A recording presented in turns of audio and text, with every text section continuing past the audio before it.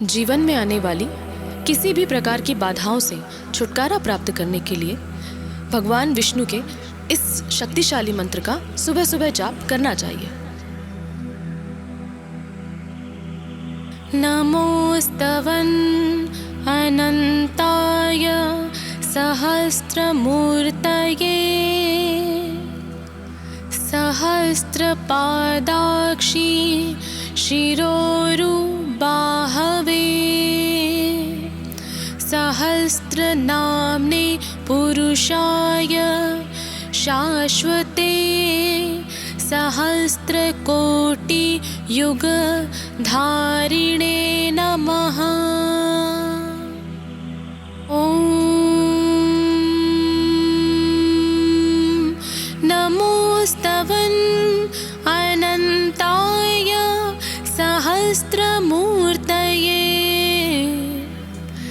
सहस्रपादाक्षी शिरोरुबाहवे सहस्रनाम्ने पुरुषाय शाश्वते सहस्रकोटियुगधारिणे नमः। जीवन में आने वाली किसी भी प्रकार की बाधाओं से छुटकारा प्राप्त करने के लिए भगवान विष्णु के इस शक्तिशाली मंत्र का सुबह सुबह जाप करना चाहिए। नमोस्तवन अनंताय सहस्त्रमूर्तये सहस्रपादाक्षी शिरोरुबाहवे सहस्रनाम्ने पुरुषाय शाश्वते सहस्रकोटियुगधारिणे नमः। ॐ नमोस्तवन अनंताय सहस्त्रमूर्तये सहस्रपादाक्षी शिरोरुबाहवे सहस्रनाम्ने पुरुषाय शाश्वते सहस्रकोटियुगधारिणे नमः। जीवन में आने वाली किसी भी प्रकार की बाधाओं से छुटकारा प्राप्त करने के लिए भगवान विष्णु के इस शक्तिशाली मंत्र का सुबह सुबह जाप करना चाहिए। नमोस्तवन अनंताय सहस्त्रमूर्तये सहस्रपादाक्षी शिरोरुबाहवे सहस्रनाम्ने पुरुषाय शाश्वते सहस्रकोटियुगधारिणे नमः। ॐ नमोस्तवन अनंताय सहस्त्रमूर्तये सहस्रपादाक्षी शिरोरुबाहवे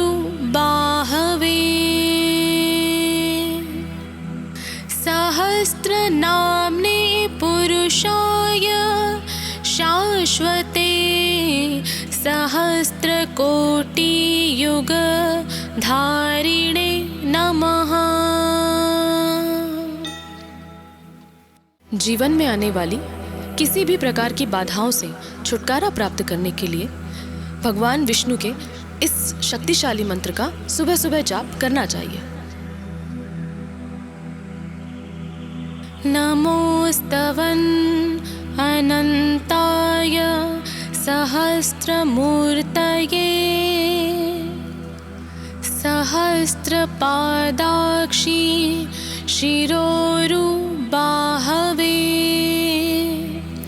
सहस्र सहस्रनाम्ने पुरुषाय शाश्वते सहस्रकोटियुगधारिणे नमः। ॐ नमोस्तवन् अनन्ताय सहस्रमूर्तये सहस्रपादाक्षी शिरोरुबाहवे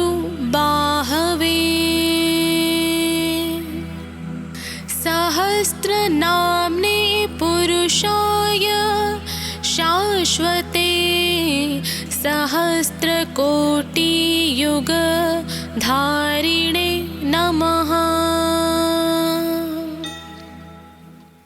जीवन में आने वाली किसी भी प्रकार की बाधाओं से छुटकारा प्राप्त करने के लिए भगवान विष्णु के इस शक्तिशाली मंत्र का सुबह सुबह जाप करना चाहिए। नमोस्तवन् अनन्ताय सहस्रमूर्तये सहस्रपादाक्षी शिरोरुबाहवे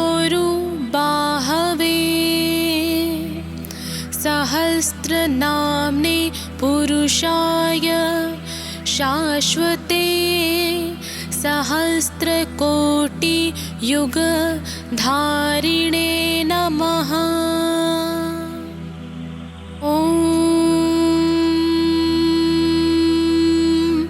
नमोस्तवन् अनन्ताय सहस्रमूर्तये सहस्रपादाक्षी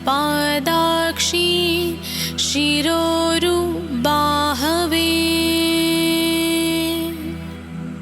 सहस्रनाम्ने पुरुषाय शाश्वते सहस्रकोटियुगधारिणे नमः।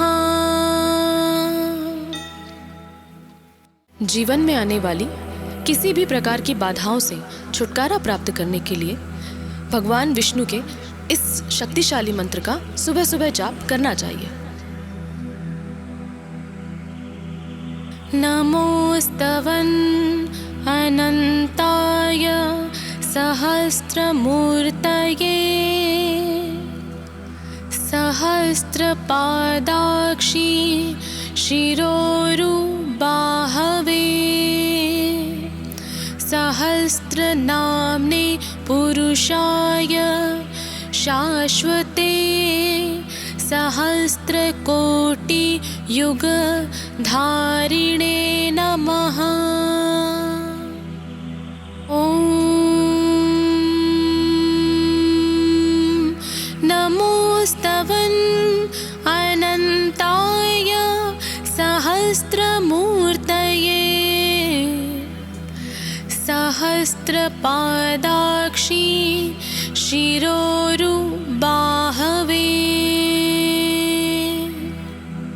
सहस्रनाम्ने पुरुषाय शाश्वते सहस्रकोटियुगधारिणे नमः। जीवन में आने वाली किसी भी प्रकार की बाधाओं से छुटकारा प्राप्त करने के लिए भगवान विष्णु के इस शक्तिशाली मंत्र का सुबह सुबह जाप करना चाहिए। नमोस्तवन् अनन्ताय सहस्रमूर्तये सहस्रपादाक्षी शिरोरुबाहवे सहस्रनाम्ने पुरुषाय शाश्वते सहस्रकोटियुगधारिणे नमः। ॐ नमोस्तवन् अनन्ताय सहस्रमूर्तये सहस्रपादाक्षी शिरोरुबाहवे सहस्रनाम्ने पुरुषाय शाश्वते सहस्रकोटियुगधारिणे नमः। जीवन में आने वाली किसी भी प्रकार की बाधाओं से छुटकारा प्राप्त करने के लिए भगवान विष्णु के इस शक्तिशाली मंत्र का सुबह सुबह जाप करना चाहिए। नमोस्तवन् अनंताय सहस्रमूर्तये सहस्रपादाक्षी शिरोरुबाहवे सहस्रनाम्ने पुरुषाय शाश्वते सहस्रकोटियुगधारिणे नमः। ॐ नमोस्तवन् अनंताय सहस्रमूर्तये सहस्रपादाक्षी शिरोरुबाहवे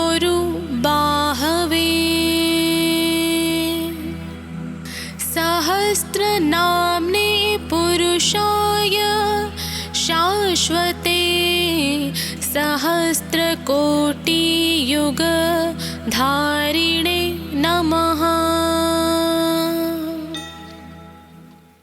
जीवन में आने वाली किसी भी प्रकार की बाधाओं से छुटकारा प्राप्त करने के लिए भगवान विष्णु के इस शक्तिशाली मंत्र का सुबह सुबह जाप करना चाहिए। नमोस्तवन् अनंताय सहस्रमूर्तये सहस्रपादाक्षी शिरोरुबाहवे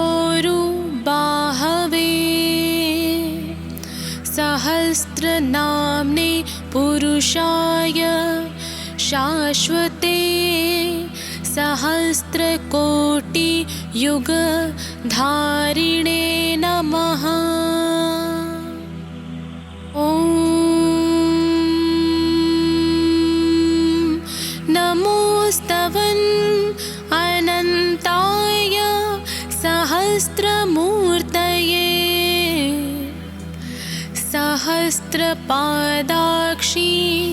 शिरोरुबाहवे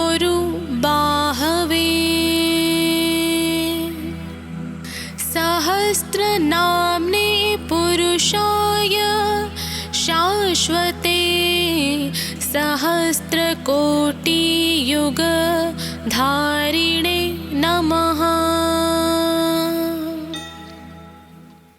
जीवन में आने वाली किसी भी प्रकार की बाधाओं से छुटकारा प्राप्त करने के लिए भगवान विष्णु के इस शक्तिशाली मंत्र का सुबह सुबह जाप करना चाहिए। नमोस्तवन् अनंताय सहस्रमूर्तये सहस्रपादाक्षी शिरोरुबाहवे सहस्रनाम्ने पुरुषाय शाश्वते सहस्रकोटियुगधारिणे नमः।